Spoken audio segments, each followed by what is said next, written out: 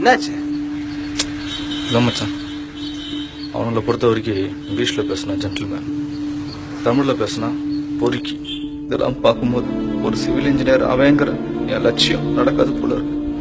லட்சியமா? லட்சியம்? உன் லட்சியம் ரோட்ல கிடக்குற சாணி மாதிரி 4 நாள்ல காஞ்சி மண்ணோட மண்ணா மக்கி போயிடும்.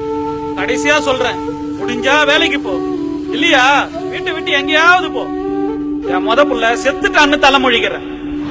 பிராங்கா சொல்லணும்னா என் கார்டை ஸ்வைப் பண்ணாதான் உன் பைக்கே ஓடும். இதுல லைஃப் எப்படி ஓட்டுறது? போதும், இதோட டீசெண்டா முடிச்சுக்கலாம். Let's break up Mahesh.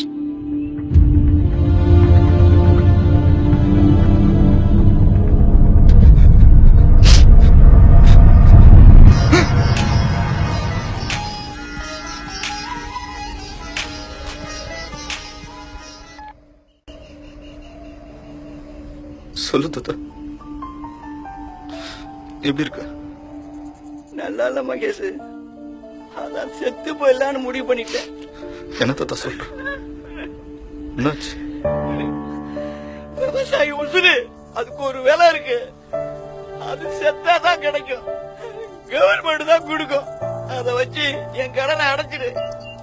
மிச்சம் மீறி இருந்தா வீட்டுல ஒரு கிளவி இருக்கு, அத காப்பாத்தி ஒரு கஞ்சி ஊத்து. அப்படிலாம் சொல்ல தாத்தா. முடியலையா?